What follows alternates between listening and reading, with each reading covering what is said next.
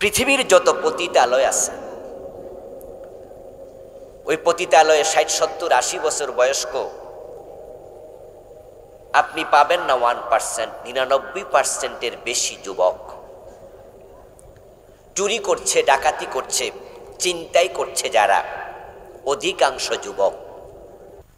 যৌবনকালের হরিণ তার যে গতি, পৃথিবীর কম প্রাণীর এই গতি আছে। ঠিক যুবকদেরও অন্যায়ের প্রবণতার গতি থাকে এ হরিণের গতির চেয়ে আরো বেশি। আজকের এই সময়ে পৃথিবীতে যত মাদকের আড্ডা আছে, মদের বার আছে, সেখানে ৮০ বছর বয়সী মুরব্বী 2%ও পাবেন না। কারণ বয়সের একটা সীমানায় যাওয়ার পরে মদ খাইলে মদ হজম হয় না, মদ পান করলে হজম হবে না, স্টোমাক দুর্বল হয়ে যায়। তাহলে মদের আড্ডায় যারা আছে তাদের শতকরা ৯৯ আরো কিছু সবগুলাই যুবক।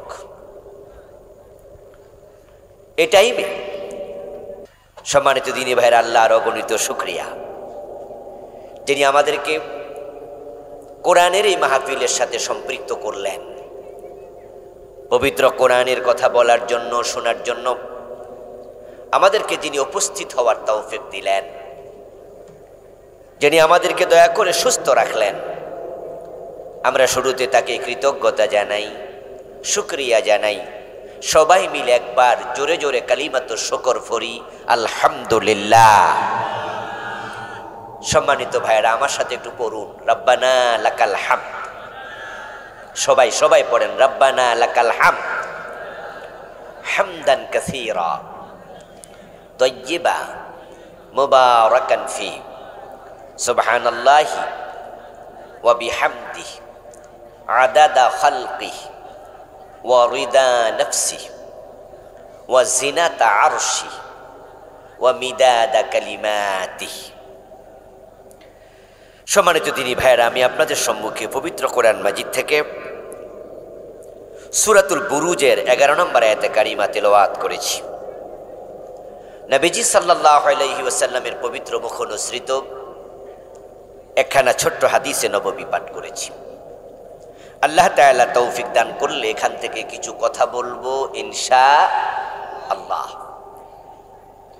সূরা বুরুজের 11 নম্বর আয়াতে আল্লাহ তাআলা আমরা যারা ঈমানদার, আমরা যারা আল্লাহতে বিশ্বাসী, আমাদের জন্য তিনি জান্নাতের সংবাদ দিয়েছেন। সূরা বুরুজের 11 নম্বর আয়াতে কারিমার প্রতিপাদ্য হলো আল্লাহ তার কিছু বান্দাকে জান্নাত দেবেন, এই ঘোষণা। আজকের এই মাহফিলে আমরা যারা এসেছি, আমরা সকলে কি জান্নাতে যেতে চাই? আমরা জান্নাতে যেতে চাই। আমরা সকলে বিশ্বাস করি যে দুনিয়ার জীবন শেষ নয়। আমাদের জীবন যখন শেষ হবে, নতুন আর একটা জীবন শুরু হবে, যার শুরু আছে আর কোনো শেষ নাই। মরে যাওয়ার সময় মানুষ দুদলে বিভক্ত হয়, মরে যাওয়ার পরে নয়, মরে যাওয়ার সময়। একদল জান্নাতের রাস্তায় ঢুকে যাবে মৃত্যুর সময়, আরেক দল জাহান্নামের রাস্তায়। আল্লাহ তাআলা বলেছেন, ফারিকুন ফিল জান্নাতি ওয়া ফারিকুন ফিস সাঈর। তামাম দুনিয়ার মানুষগুলো দুই দলে বিভক্ত। একদল হলো জান্নাতের পথের পথিক, আর যারা জান্নাতের পথে ঢুকতে পারে নাই তাদের জন্য আরেকটা রাস্তা আছে, যে রাস্তা হলো জাহান্নামের রাস্তা। তাহলে আমাদের চলার জন্য রাস্তা আল্লাহ বলেছেন মাত্র কয়টা? দুইটা। এ দুইয়ের মাঝামাঝি তৃতীয় কোনো রাস্তা আর নাই। হয়তো আপনি জান্নাতি দলে আছেন, না হয় আপনি জাহান্নামী দলে আছেন। যে মানুষগুলো আল্লাহর জান্নাত পাবে, তাদের মৃত্যুর আগেই আল্লাহ তাআলা জান্নাতের ফেরেশতাদেরকে পাঠাবেন, যাও তার জান কবজ করো। আর যে মানুষগুলো জাহান্নামে যাবে তাদের মৃত্যুর আগেই আল্লাহ তাআলা কিছু জাহান্নামের ফেরেশতা পাঠাবেন, যাও তার জান কবজ করো। এগুলা মৃত্যুর পরে না আগে পাঠাবে? সবাই একটু দয়া করে কথা বলবেন আমার সাথে, তাহলে ভালো লাগবে, আমারও আপনাদেরও শুনতে ভালো লাগবে, কথা কথা আগাবে। এই ফেরেশতারা কি মরার পরে আসবে না আগে? কিন্তু আমরা জান্নাত কি মরার আগে পাবো না পরে? তবে ফেরেশতা আইসা যাবে আগে। আমরা সকলে জানি মানুষ হাসরের ময়দান থেকে কেউ জান্নাতে যাবে, কেউ জাহান্নামে যাবে। আল্লাহ তাআলা আমাদের আমলনামা ওজন করবেন। আল ওয়াজনু ইয়াউমাইযিনিল হক, সেদিন ওজন হবেই। ফাম্মা মান সাকুলাত মাওয়াজিনুহু ফাহুয়া ফি ঈশাতির রাদিয়া, ওজনের পর যাদের নেকের পাল্লা ভারী হবে তারা এই প্রশান্তির ঘর জান্নাত পেয়ে যাবে। ওয়া আম্মা মান খাফফাত মাওয়াজিনুহু ফাউম্মুহু হাবিয়া, আর যাদের নেকের পাল্লা হালকা হয়ে যাবে, পাপের পাল্লা ভারী হবে, তারা জাহান্নামী হবে। এখন আমাদের আমল নামার ওজন, এটা কি দুনিয়া থাকতে হবে না হাসরের মাঠে? তো তাহলে ফেরেশতা যে আসলো আগে জান্নাতের আর জাহান্নামের, সেটা কেমনে কি? আসলে আল্লাহ আমাদেরকে জান্নাত এবং জাহান্নাম দেওয়ার জন্য আমল ওজন করার কোনো প্রয়োজন নাই, কারণ কার আমল কেমন এটা ওজন ছাড়াও আল্লাহ ভালো করেই জানেন। আজকের এই মাঠে আমরা যারা বসে আছি, আমাদের মাঝে কারা জান্নাতি কারা জাহান্নামী এটা আল্লাহ জানেন কিনা? কথা বলেন না প্রিয় ভাইয়েরা, আল্লাহ জানেন কিনা? তো আল্লাহ আপনার ওজন কইরা তারপরে সিদ্ধান্ত নেওয়ার কোনো প্রয়োজন নাই।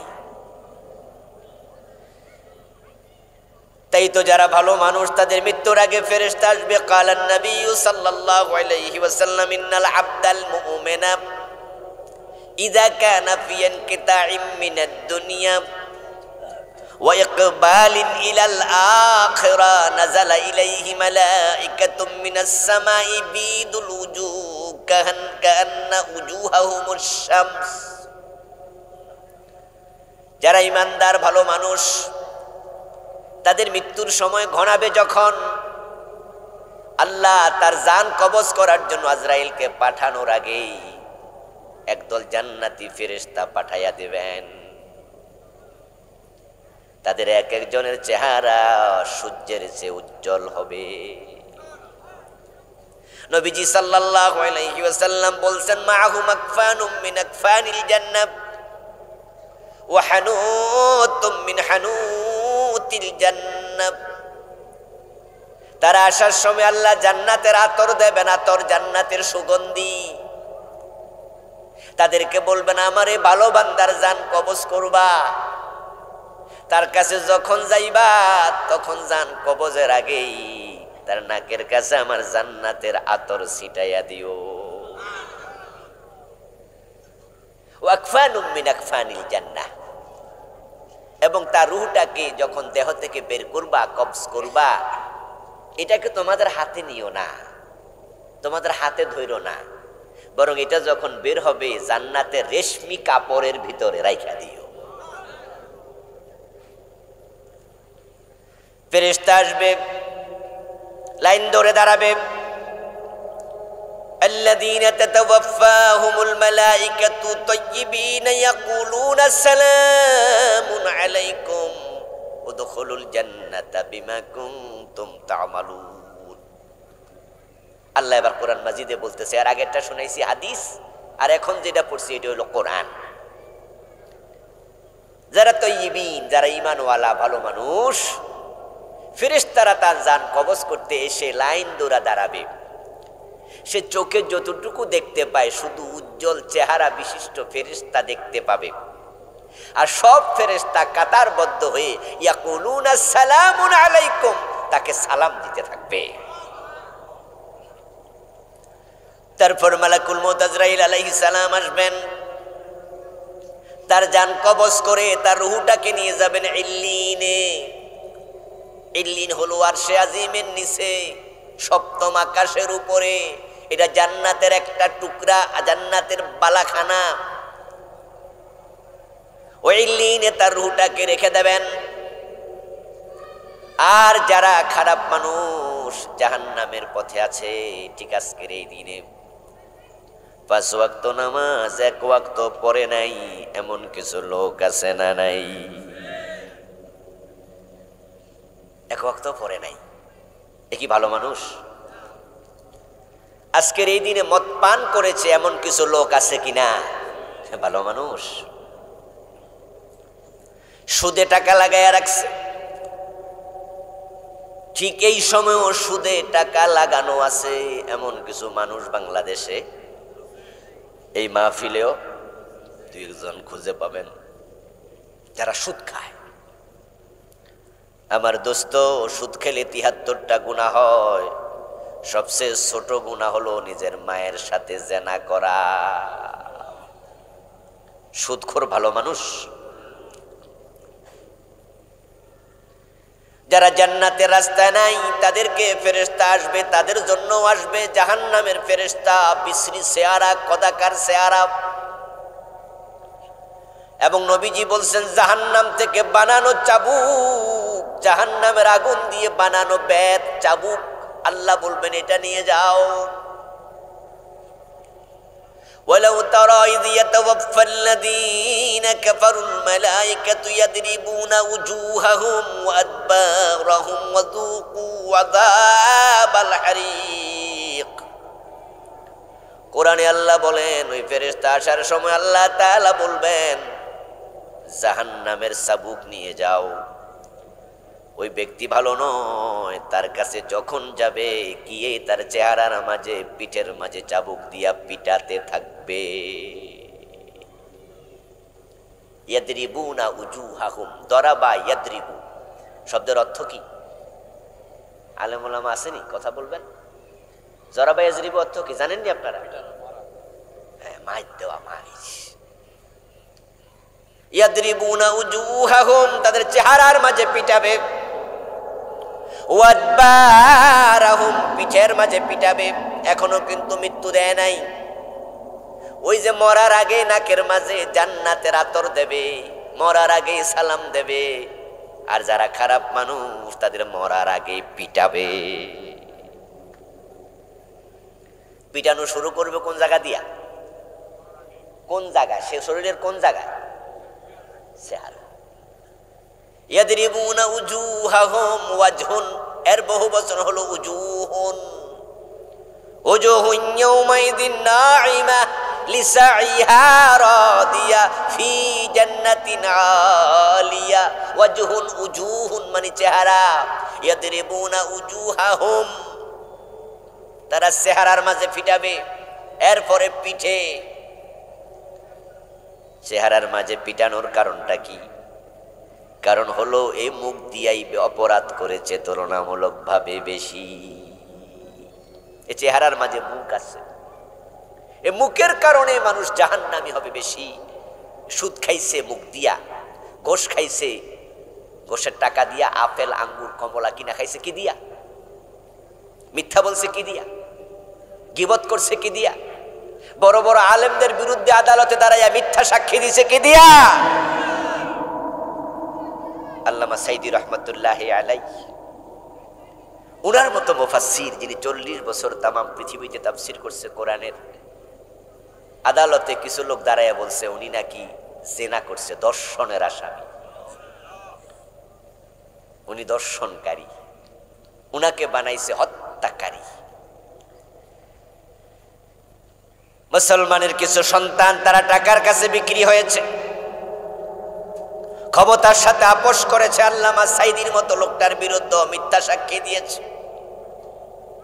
কিন্তু একজন হিন্দুর সন্তান সুকরঞ্জন বালি আল্লামা সাইদির বিরুদ্ধে মিথ্যা সাক্ষী দিতে রাজি হয় নাই। জানেননি আপনারা? উনাকে আদালতের সামনে থেকে, হাইকোর্ট থেকে উনাকে গুম করা হয়েছে। ইন্ডিয়ার কারাগারে ওনাকে 4-5 বছর রেখে দিছে। ও দোস্ত, হারাম খাইছো মুখ দিয়া, মিথ্যা বলেছো মুখ দিয়া, ঘোষ খাইছো মুখ দিয়া, সুদের টাকা দিয়া, চাল ডাল খাইছো মুখ দিয়া, বড় বড় আলেমদের বিরুদ্ধে আদালতে দাঁড়ায়া মিথ্যা সাক্ষী দিয়েছো মুখ দিয়া। তাই আল্লাহ তোমার মৃত্যু দেওয়ার আগে, মরার আগে এই ফেরেশতাকে বলবে তার চেহারার মাঝে পিটা, সেদিন তোমাকে বাঁচানোর ক্ষমতা কারো থাকবে না।